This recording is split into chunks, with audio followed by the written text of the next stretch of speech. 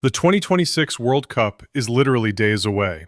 48 teams, 3 host nations, and enough storylines to keep us busy for 6 weeks straight. We've got predictions on who's winning it all, a heartbreaking tribute that's already got the whole football world emotional, and the question everyone's quietly asking, is this finally England's year? Let's get into it.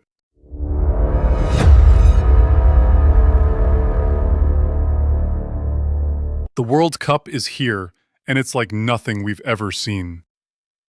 All right, let's set the stage first, because this World Cup is genuinely unlike anything that's come before it. For the first time ever, we've got 48 teams across 3 host nations, the USA, Mexico, and Canada. That means 104 games, 16 venues, and a brand new format where 12 groups of 4 replace the old 8 groups.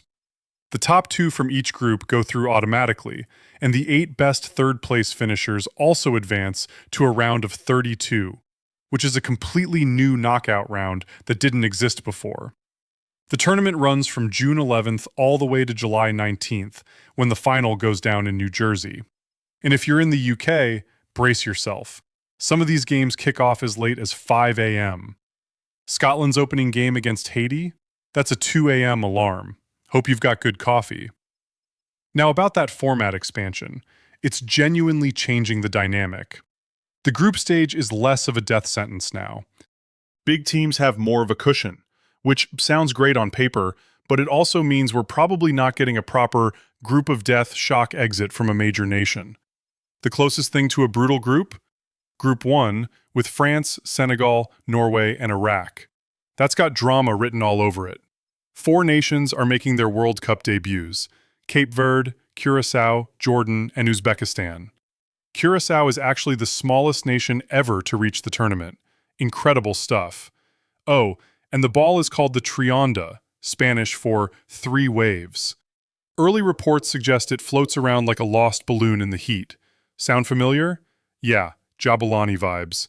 Could be a talking point for the whole tournament. Diogo Jota's widow writes to Robertson, and it will bring you to tears. Before we get into predictions and favorites, we have to talk about this one. Because honestly, this is the most emotional story heading into the tournament, and it deserves to be treated that way. Scotland captain Andrew Robertson has been open about how much Diogo Jota meant to him. The two were Liverpool teammates and close friends, and when Jota tragically died in a car crash last July at just 28 years old, Robertson was devastated. What made it even more painful is that both of them had the same dream: to play at a World Cup together. Jota missed the 2022 tournament through injury. Robertson's Scotland didn't qualify. They leaned on each other through that. When Scotland finally qualified in November, Robertson broke down thinking about his mate. He said, and this is a direct quote, "I couldn't get my mate Diogo Jota out of my head today. I know he'll be smiling over me." And then FIFA published something this week that stopped everyone in their tracks. Rute Cardoso, Jota's widow, and the mother of his 3 children, wrote a letter to Robertson.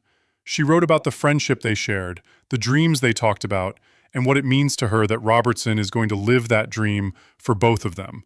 She told him, "You won't be going alone. You'll be taking his dream with you too."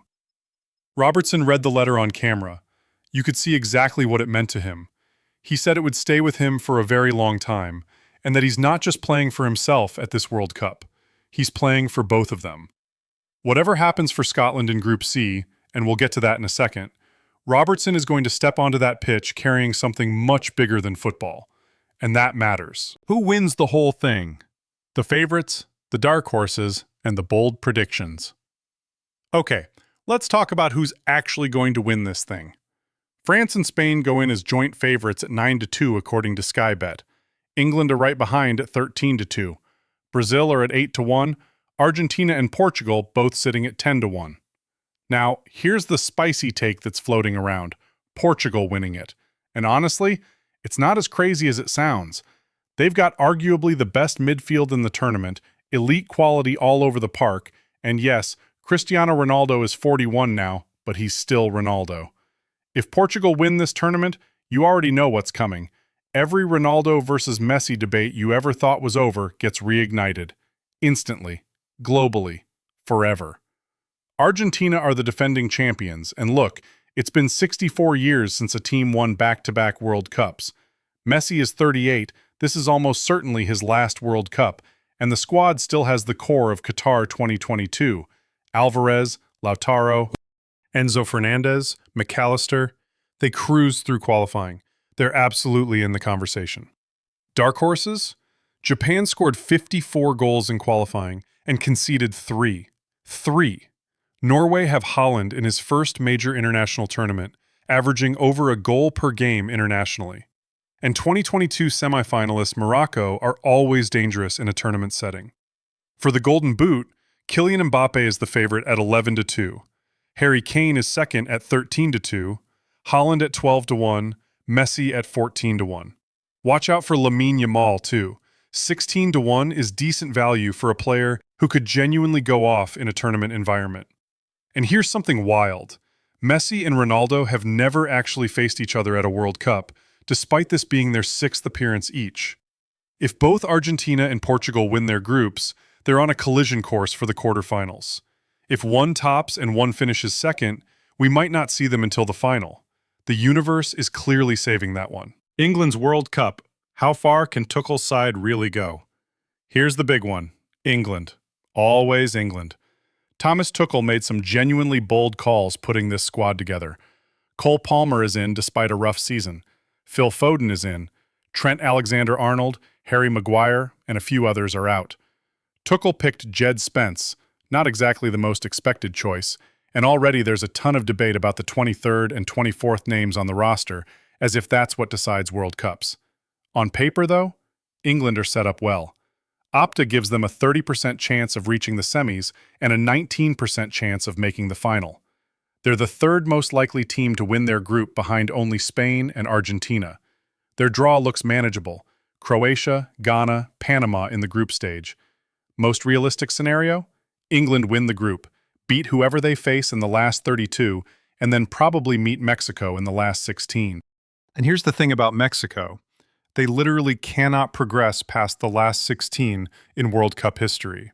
That streak is ridiculous, and it's almost certainly continuing. Quarterfinals, though?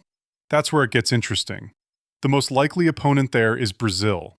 And England versus Brazil in a quarterfinal is not comfortable viewing. Now let's talk about the scapegoat situation, because it's already happening. The English press has spent the last week writing "Bellingham must start" columns, which sounds supportive, but anyone who watches this closely knows what that actually is. They're setting him up. Bellingham plays his football in Spain. He doesn't engage with the Premier League press cycle, and they simply don't fully trust players who exist outside their daily coverage. If England go out in the quarters, Bellingham will be the name. Watch for it. Tuchel could also take heat. He's German. He left out Maguire. There'll be plenty of material if things go sideways. But there's genuine belief here. Kane is in the form of his life. The squad has depth and tournament experience. The Opta numbers back them going deep. This might genuinely be England's best shot since 1966. But we've said versions of that before, haven't we? Scotland, the format that should help them, and why it might not matter. Scotland are back at a World Cup for the first time since 1998. 28 years. And a lot of that credit goes to Scott McTominay, who was Serie A MVP with Napoli last season and has been absolutely instrumental in getting them here. Alongside Robertson, this Scotland side actually has quality. The format expansion genuinely helps them. With 8 third-place spots available, Scotland could theoretically go out in the group and still survive. Sky Bet has them at 1/3 to advance, but the group is brutal. Brazil and Morocco are expected to finish first and second, and Scotland's opener is against Haiti. On paper, win that game, and at least they're in the conversation. Lose or draw, it gets very complicated very fast. There's also a legitimately painful scenario where Scotland win their opener, then lose to Brazil and Morocco, and still go home, because their 3 points aren't enough to claim one of those best third-place spots. That would be peak Scotland, honestly, and the fact that the format makes this remotely possible is both impressive and devastating. Craig Gordon, at 43 years old, is the oldest player at the entire tournament. He's keeping goal for Scotland. That sentence alone tells a story. Scotland have every reason to dream a little. but history hasn't given them much to work with. So here's where we land before a single ball is kicked.